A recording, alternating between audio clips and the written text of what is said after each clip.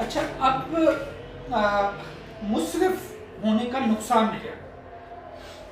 مسرف ہونے کا ایک تو ہم پہلے سمجھ چکے کہ اللہ محبت نہیں کرتا جو مسرف ہوگا. ایک یہ ہے کہ قرآن پاک کی جو 40ویں سورت ہے اس کی آیت نمبر 28 میں بیان ہوا ہے کہ آل فرعون کا ذکر ہے اور اس کو قتل کرنے کا ارادہ کرتا ہے کوئی دوسرا بندہ. تو اللہ تعالیٰ پھر کہتا ہے کہ جو لوگ تم میں سے مسرف ہوں گے اللہ انہیں اپنا رستہ نہیں دکھا. ان اللہ لا یہدی من ہوا مسرف کذاب، یعنی مسرف جھوٹے پر، اسراف کرنے والے جھوٹے پر، نمود و نمائش کرنے والے، بے وجہ خرچ کرنے والے جھوٹے کو ہدایت نصیب نہیں، راہ ہدایت نہیں. پھر اور اسی بات کی وضاحت سورۃ 40 آیت نمبر 34 میں پھر ہوتی ہے کہ کذالک یضل اللہ من ہوا مسرف مرتاب. جو بھی شک کرنے والا اور فضول خرچی کرنے والا ہے اللہ اس کو گمراہ کرتا. یعنی گمراہی اللہ نہیں کرتا، تمہارے اسراف کی وجہ سے اور تمہارے شک کی وجہ سے تم نے خود گمراہی اختیار کر. اور پھر سورہ 40 کی آیت نمبر 43 میں ہے وَأَنَّ الْمُسْرِفِينَ هُمْ أَصْحَابُ النَّارِ. جو بھی مسرف ہیں، اچھا اس سے اس آیت کے شروع میں بات یہ ہے کہ جو دعوت دیتے ہو نا دنیا اور آخرت میں، وہ دعوت کو نہیں مانتے تو ظاہر گمراہ ہوں گے، تو نتیجہ کیا ہوگا؟ وہ اصحاب النار دوزخی جو مسرف ہیں. وَأَنَّ الْمُسْرِفِينَ هُمْ أَصْحَابُ النَّارِ. اور پھر سورۃ 43 کی آیت نمبر 5 ہے کہ أَفَنَضْرِبُ عَنْكُمُ الذِّكْرَ صَفْحًا إِن كُنتُمْ قَوْمًا مُسْرِفِينَ. اگر تم مسرف ہو تو کیا قرآن کے صفحے ہم آپ کے سامنے کھولیں گے؟ اگر تم مسرف ہو قرآن کے صفحے نہیں کھولتے. اگر تم انتہا پسند ہو، اگر تم زیادہ خرچہ کرتے ہو، اگر فضول خرچ ہو، اگر اعتدال کی راہ اختیار نہیں کرتے ہو، اگر اسراف کرنے والے ہو، اپنی قوتوں کے، اپنے غرور کے، اپنے تکبر کے زیادہ نمایاں کرنے والے ہو، تو ہم قرآن کے صفحے آپ نظر بھلا ماریں گے بھلا؟ یعنی قرآن کے صفحے آپ کے سامنے آئیں گے؟ کیا یہ مثالیں ہم آپ کو بتائیں گے؟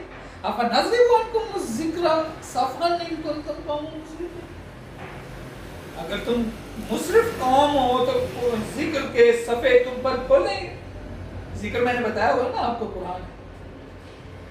اور پھر یہاں پر قرآن بتاتا ہے کہ من فرعون انہ کان عالیا من المسرفین. اور وہ جو فرعون تھا نا، جو گمراہ لوگوں میں سے، وہ جو سرکردہ فرعون، اس کی خامیوں میں سے، بد خصلتوں میں سے ایک خصلت یہ تھی کہ وہ مسرفین میں سے سب سے بڑا تھا. عالیم من المسرفین، اعلیٰ مسرف یعنی اسراف.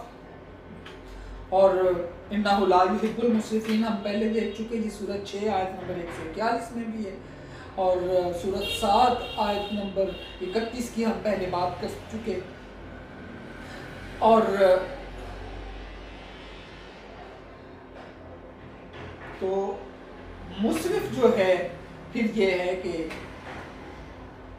مسرفوں کے لیے جو کچھ وہ کیا کرتے ہیں اس کے بدلے میں پھر عذاب ہے. یہ اس کا اظہار ہے سورۃ 10 آیت نمبر 12 میں. اور فرعون کے مسرف ہونے کے بارے میں دوبارہ پھر ایک جگہ ذکر ہے کہ فرعون جو ہے وہ مغرور بھی تھا اور زمین میں حد سے بڑھنے والا تھا. وَإِنَّ فِرْعَوْنَ لَعَالٍ فِي الْأَرْضِ اچھا آلین وہاں پہ بھی لفظ آلین ہے، یہاں بھی آل عین الف اعلیٰ یعنی اعلیٰ بڑا فی الارض وَإِنَّهُ لَمِنَ الْمُسْرِفِينَ، وہ مغرور بھی تھا اور اعتدال کی حدوں سے آگے جانے والا، اپنی طاقت کے اظہار میں، قوت کے شوکت کے اظہار میں، مال کے اظہار میں۔ اور قرآن کہتا ہے کہ وَأَهْلَكْنَا الْمُسْرِفِينَ، ہم مسرفین کو ہلاک کر دیتے ہیں، قوم اس زندگی میں بھی اور آخرت میں بھی، دونوں میں یہ یاد رکھیے گا۔ اور پھر قرآن ایک جگہ کہتا ہے مُصَوَّمَةً عِندَ رَبِّكَ لِلْمُسْرِفِينَ، اللہ نے مسرفین کی نشانیاں لگائی ہوئی ہیں۔ مصوم وہ ہیں جن کو اگر آپ ایک پورا ریوڑ ہو اور اس ریوڑ میں آپ نے اس میں سے 10 جانوروں کو ذبح کرنا ہو تو آپ ان کو نشانی لگا دیں کہ کل ہم نے ان 10 کو لے کے جانا، تو ان کو نشانی لگا دیں کہ کل یہ لے کر جانا۔ تو وہ جن کو دوزخ میں لے کر جانا ان کی نشانی کیا ہے؟ اسراف کو ہم نے نشانی لگائی ہے انہیں، مُصَوَّمَةً عِندَ رَبِّكَ لِلْمُسْرِفِينَ، اللہ نے ان کو نشانیاں لگا لی ہیں مسرفین کو، ان کو دوزخ میں لے کر جانا۔ تو اور ایک اور اسراف کی ایک اور شکل ہے، سامعین قرآن بتاتا ہے اِنَّكُمْ لَتَأْتُونَ الرِّجَالَ شَهْوَةً مِّن دُونِ النِّسَاءِ، یہ جو تم عورتوں کو چھوڑ کر مردوں سے شہوت رانی کرتے ہو، یہ بھی اعتدال کی شکل ہے۔ آپ اپنی جنسی بھوک، اپنی ڈیزائر عورتوں سے کی بجائے مردوں سے کرتے ہو، ہم جنس پرستی۔ دراصل آپ نے اپنی جنس کی طاقت کو میں اعتدال نہیں کیا، آپ نے اسے اسراف کیا۔ تو کہتا ہے بَلْ أَنْتُمْ قَوْمٌ مُسْرِفُونَ، یہ لوگ ہی مسرف ہیں جو اپنے خواہش کو اعتدال میں نہیں رکھ سکتے۔ اور ایک اور جگہ جو نصیحت کو نہ مانے، قَالُوا طَائِرُكُمْ مَعَكُمْ أَئِن ذُكِّرْتُمْ بَلْ أَنْتُمْ قَوْمٌ مُسْرِفُونَ، سورہ یاسین میں وہ جو اللہ کا بندہ اپنی قوم سے بات کرتا ہے پیغمبر، تو وہ کہتے ہیں کہ دیکھو تم نا اعتدال سے آگے نکلے ہوئے قوم ہو، اس لیے تمہاری نحوست تمہارے ساتھ، تمہارے پر نحوست جو طاری ہے وہ اس لیے ہے کہ تم اعتدال پر نہیں۔ سامعین یہ قرآن پاک کی آیات ہم نے آپ کے سامنے رکھی، اور قرآن میں اعتدال سے نکلنا ہر عمل میں ناجائز ہے، جیسا کہ ہم نے اسراف کی اصطلاح میں دیکھا ہے اور وسیع مفاہیم میں۔ لیکن کھانے پینے کا حکم ہوتے ہوئے ہم نے دیکھا ہے کہ اسراف سے منع کیا گیا ہے، اور قرآن پاک میں جو خاص مبذر تبذر کے جو الفاظ ہیں وہ استعمال کیے ہیں۔ اس طرح قرآن واضح طور پر اعلان کرتا ہے کہ اس کا مطلوب انسان فضول خرچ اور بے محل خرچ کرنے والا نہیں ہو سکتا، بلکہ جو بھی ایسا کریں گے وہ شیطان کے بھائی بند مومن تو ہیں۔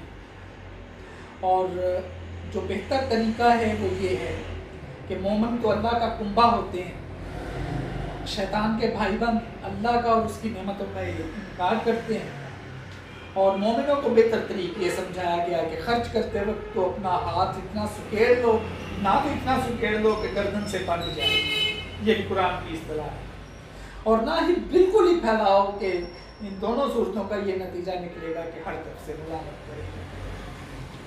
اور قوم عاد کو اور قوم سمود کو ان کی فضول خرچ میں بڑی کرے، قوم نوح کی تباہی کے بعد جو عروج یافتہ ہونے والی یہ جو قوم ہے قوم عاد، خاص طور پر شاندار تمدن کی یہ مالک تھی، اونچے اونچے ستونوں کی بلند بالا عمارتیں یہ بناتے تھے، اور یہ اس وقت دنیا میں مشہور تھی۔ اب بھی ان کی عمارتیں جو ہیں وہ ان کے کھنڈرات میں ملتے، تو لیکن یہ لوگ محض اپنی عظمت اور خوشحالی کا مظاہرہ کرنے کے لیے ضرورت اور حاجت سے ہٹ کر اور بے فائدہ عمارات بنانے میں یہ مشہور تھے۔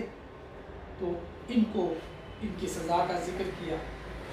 تو سامعین اللہ تعالیٰ کے جو محبوب بندے ہوتے ہیں وہ مصرف نہیں ہوتے، وہ مبذر نہیں. تو اللہ تعالیٰ ہمیں اپنے محبوب بندوں میں شامل کرے اور ہمیں یہ توفیق عطا فرمائے کہ ہم اسراف سے اپنی جان بچا سکیں. اللہ ہم سب کا